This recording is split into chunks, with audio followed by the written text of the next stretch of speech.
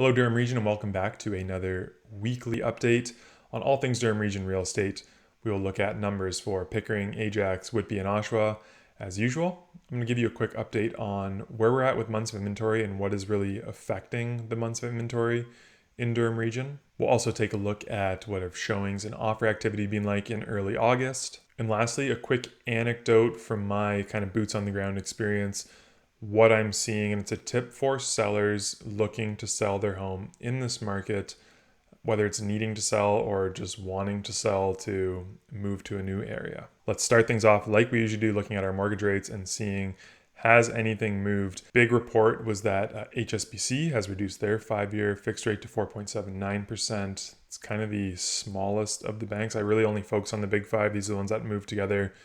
Not saying these ones ignore HSBC, but sometimes they ignore HSBC. Movement on the 5-year fixed side, not much except for the Bank of Montreal, who has dropped their 5-year fixed product, their posted rate at least, to 5.24%. CIBC's variable rate went up. They reduced their discount to prime to 0.31, meaning that in effect the rate went up by 0.1%. RBC did the same thing, raising their 5-year variable rate up 0.05% to 4.5%. Caveat for these numbers, these are posted rates available to the public through RateHub. If you're working directly with a bank, depending on your credit situation, all sorts of factors, they may be able to get you a different rate than what we're seeing posted, but this kind of just gives you general market trends as to what is happening in the mortgage market. Next up, we will hop into our median sale prices for the detached market. I want to start with the numbers that you guys like. Everybody loves knowing what is happening with prices. This top number is exactly what happened this week. So the median sale price in Pickering and Whitby on the detached side was right around 1.1 million, Ajax 951,000, and Oshawa 820,000. You can also see where we're at with the 5-week rolling averages. Just looking at it this week, Ajax and Whitby have seemed to level off for the past couple months at least in terms of the 5-week rolling average. And I think that makes the most sense because they were more of a straight drop down from the top that we saw back in February. Pickering, while they peaked kind of in January, they did have a bit of a bounce back in April. They had a bit of a bounce up in June. So it's been more of a kind of staircase effect on the way down for Pickering, which is why we're seeing more of a drop off in the past couple months in prices in Pickering.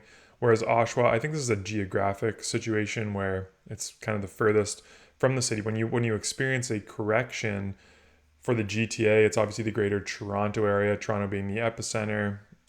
Historically, you'll see the biggest corrections the further you go from the downtown core. How about our sale counts? So again, this is not something that's been quite as linear going down even with these 5-week averages. So this past week, we had 33 sales in Oshawa, 20 in Whitby, 13 in Ajax, and 7 in Pickering. And you can see where the 5-week rolling averages are at. Everything is still trending downwards.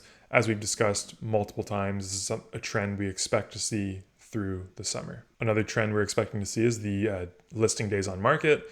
And again, these are kind of the smoothest lines out of all the market segments because the detached homes have the biggest sample size to tell us kind of what is happening with listings. From the peak of the market in early days, it is taking about twice as long, 2 to 3 times as long for a property to sell. So just something to help you set your expectations. And here are our detached 5-week rolling averages.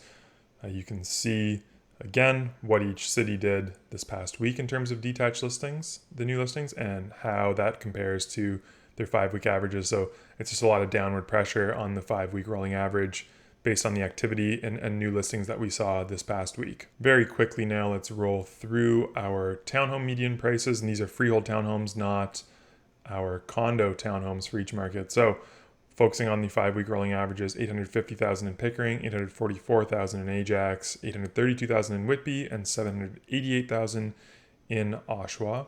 In terms of our semis, smaller markets, a lot more fluctuation. Smoothest line being the biggest semi-detached market that happens in Oshawa. So they're sitting at 692,000 for their median sale price. Whitby, on the other hand, kind of jumped up over Pickering and Ajax this past week.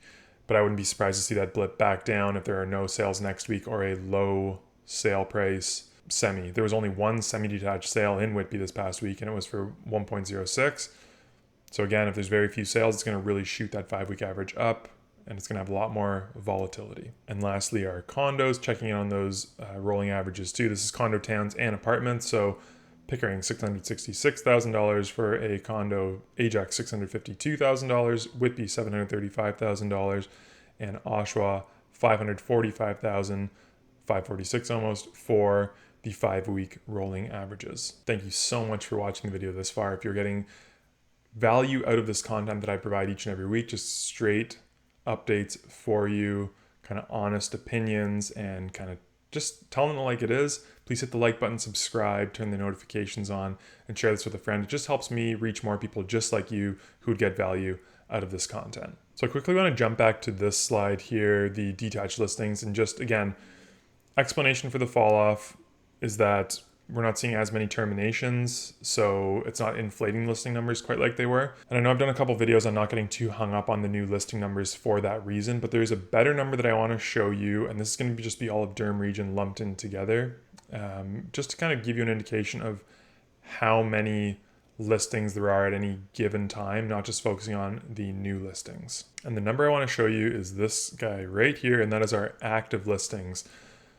This is our active listings, the sales from the past 30 days from that point in time, as well as the months of inventory. So usually as months of inventory rises, prices will come down because buyers have more selection. It's in these tighter markets when money's very cheap. And that's kind of what we saw earlier in the year, is extremely tight markets. Like you're talking 0.4 months of inventory, 0.3 months of inventory.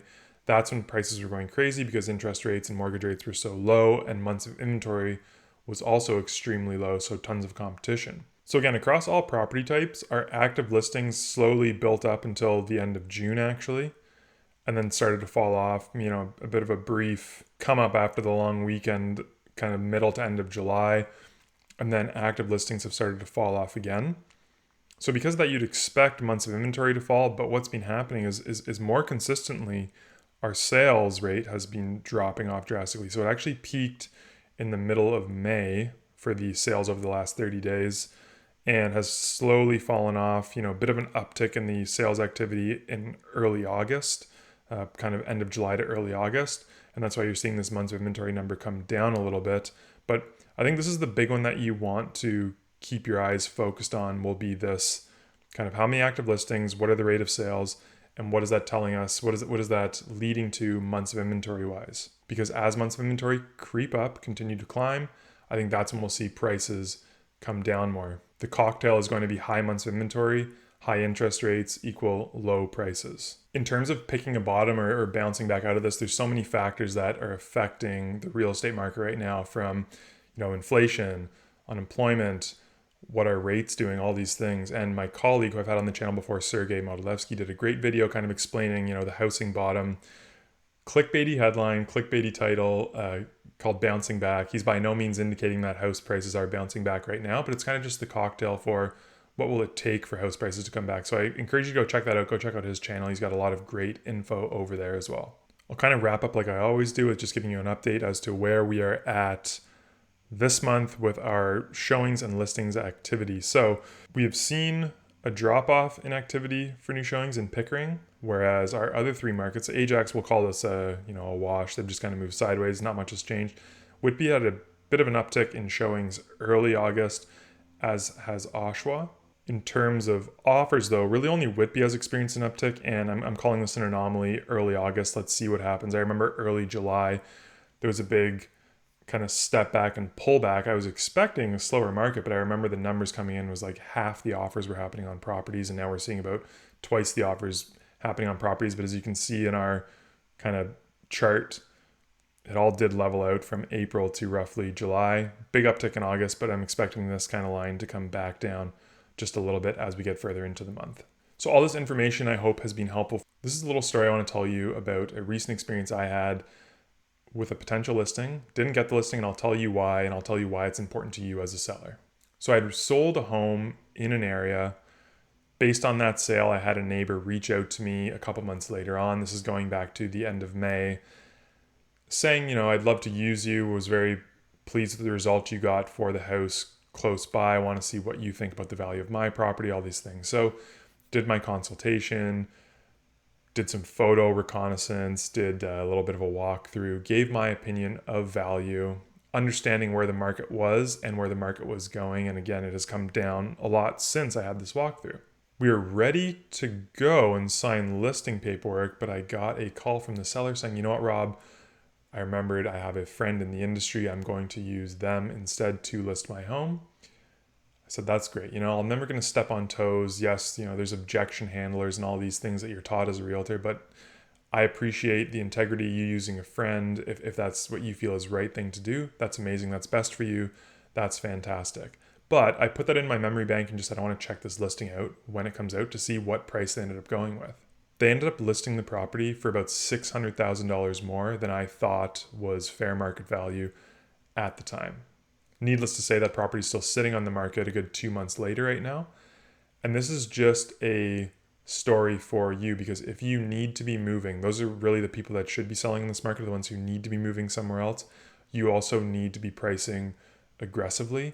Anybody can come in and tell you that the list price you want is a great idea. Let's go for it and run with it. But if the idea is to sell your home and not just kind of put your line in the water to see if you can catch some fish, you need to be pricing more aggressively. So while the number may seem low from a realtor, we are studying the market every single day, seeing what is happening with comparables, following stats like I just ran you through. Take that information and really consider it seriously. You may not like the number you're hearing, but trust me, that realtor wants to sell the home just as much as you want to sell the home. And they are going to give you what may seem low, but an aggressive listing price to help you get that done quickly. At least I should say a good realtor will. I hope all this info has been useful this week. Let me know in the comments below, what did you think of the video? Let me know what you want to see going forward. Any questions you have specifically about Durham Region, any markets, pockets specifically that you're interested in or, looking for more info on, please let me know. I'm always happy to reach out, send you a little customized presentation similar to this. I know the stats were a little more brief this week. I didn't go as in depth into the condos, townhomes, and semis. If you are interested in receiving those charts, though, I have them all made up. Shoot me an email. All my contact info is down below. I'd be happy to send those off to you. Tune back in next week to see where we're going with the Durham Region real estate market. Enjoy the next week. Until we speak again, stay safe and cheers.